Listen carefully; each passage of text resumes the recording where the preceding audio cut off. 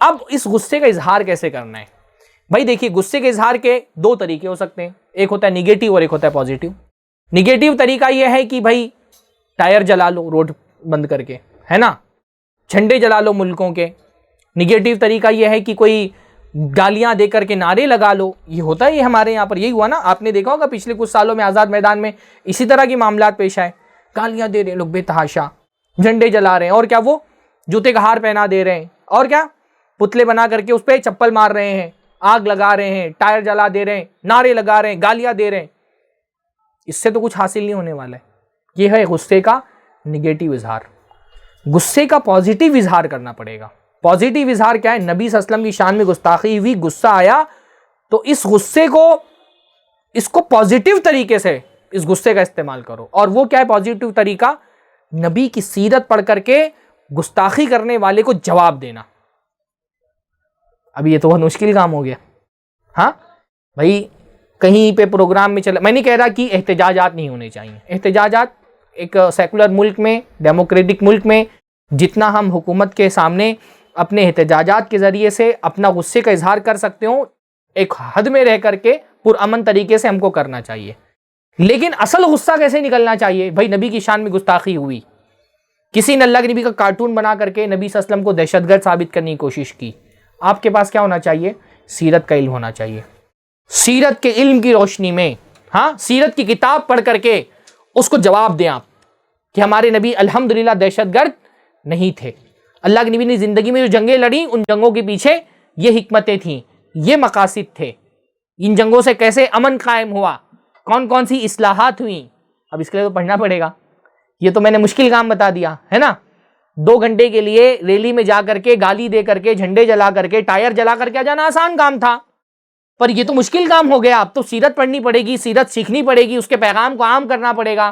لیکن اگر آپ اللہ کے نبی کے سپاہی ہیں اور اللہ کے نبی کے سپاہی بننا چاہتے ہیں نا، نبی کا سپاہی بننا ہے نا انشاءاللہ۔ بھائی دیکھیے، ایک تو نبی کے سپاہی اللہ کے نبی کے صحابہ تھے، انہوں نے اللہ کے نبی کا دفاع کیا، بدر میں، احد میں، تبوک میں، خندق میں، ہے نا، تلواریں لے کر کے، تیر لے کے، کمان لے کر کے، بھالے لے کر کے اللہ کے نبی صلی اللہ علیہ وسلم کی حفاظت کی۔ اب وہ تو ہم نہیں کر سکتے، ہے نا، جو فزیکل جنگیں ہو رہی تھیں اللہ کے نبی صلی اللہ علیہ وسلم کے زمانے میں، اب تو وہ اللہ کے نبی وفات پا گئے، وہ دور ختم ہو چکا۔ اب ہم بدر میں، احد میں، تبوک میں اور خندق میں، فتح مکہ میں شرکت نہیں کر سکتے۔ لیکن ایک جنگ ابھی بھی اللہ کے نبی کے خلاف ہو رہی ہے، انٹیلیکچوئل جنگ، علمی جنگ۔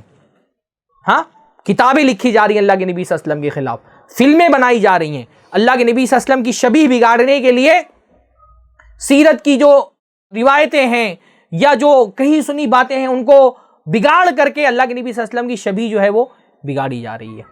اب اس میں اگر اللہ کے نبی صلی اللہ علیہ وسلم کے سپاہی آپ کو بننا ہے تو اس وقت اس کا ہتھیار کیا ہے؟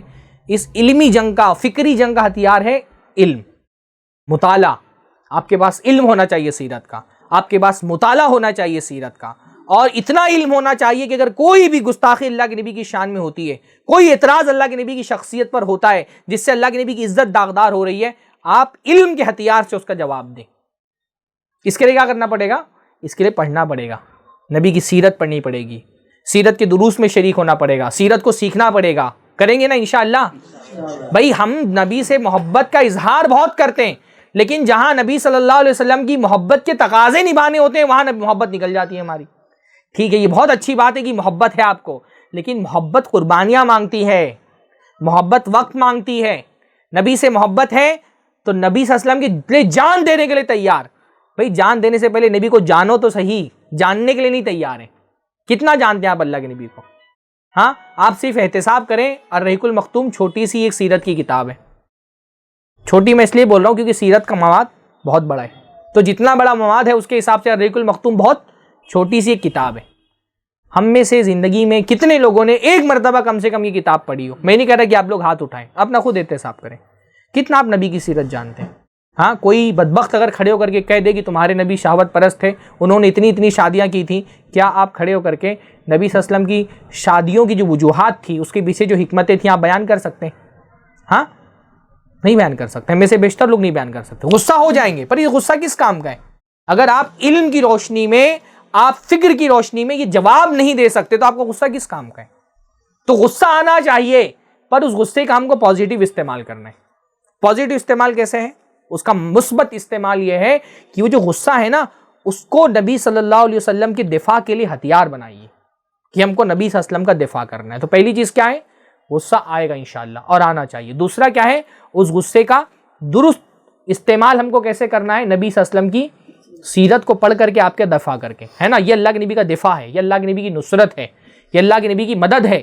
اور اللہ کے نبی کے حقوق میں سے ایک حق یہ بھی ہے، نبی کے ہم پر بہت سارے حقوق ہیں، ہے نا. ہمارے ذمے نبی کے بہت سارے حقوق ہیں، ان میں سے ایک حق یہ بھی ہے کہ اللہ کے نبی صلی اللہ علیہ وسلم کا دفاع کیا جائے، اللہ کے نبی صلی اللہ علیہ وسلم کی عزت پر ہونے والے حملوں کو روکا جائے.